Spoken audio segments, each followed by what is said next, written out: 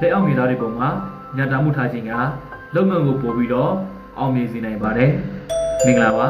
ကိုကြီးပုပ္ပမစနေရနေ့ပြန်လည်ပြီးတော့ကြိုဆိုပါရစေဒီကနေ့ကိုကြီးက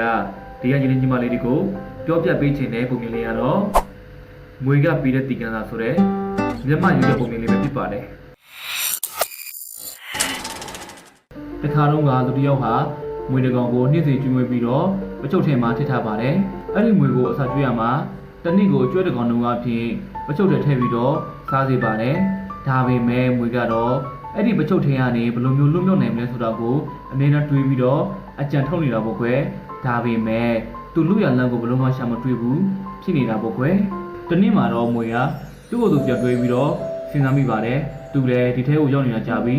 ဘယ်လိုမှလည်းပြန်ထွက်လို့မရနိုင်ဘူးသူမကြခင်တရားတော့မှာပဲဒီတော့ဒီနေ့သူစားရမယ့်ကြွက်ကလေးကိုမစားပဲလွတ်ပေးလိုက်တော့မယ်ပေါ့မွေကအဲ့ဒီလိုတွေးပြီးတော့သူ့အတွက်မွေဖန်သမားနေ့စဉ်ထပ်ပေးနေကြကြွက်ကလေးတစ်ကောင်ကိုဒီတစ်ခါမစားပဲလွတ်ပေးလိုက်တာပေါ့ကွယ်အဲ့ဒီလိုလွတ်ပေးလိုက်ရလို့သူ့စိတ်ထဲကနေပီတိတွေဖြစ်နေတာပေါ့ကွယ်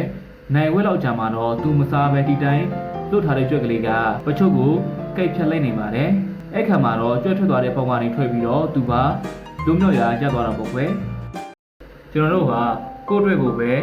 အမြဲတမ်းပို့ပြီးတော့စဉ်းစားတတ်ရပါတယ်တစ်ခါတလေမှာကိုယ့်လက်အောက်မှာအလလုံးနေတဲ့သူတွေကိုအမြဲလိုအပေါ်စီကနေပဲ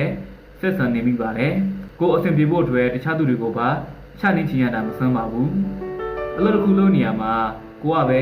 ရက်တဲ့မြအကုန်ယူရတဲ့လက်အောက်ငယ်သားတွေပုံမှာညာတာစိတ်နဲ့တင့်မြောက်ပေးခြင်းကလည်းအလုပ်ကိုပို့ပြီးတော့ထွေးကျစေသလိုမမိအလုပ်သမားတွေကလည်းမမိပို့ပြီးတော့ချစ်ခင်လာနိုင်ပါတယ်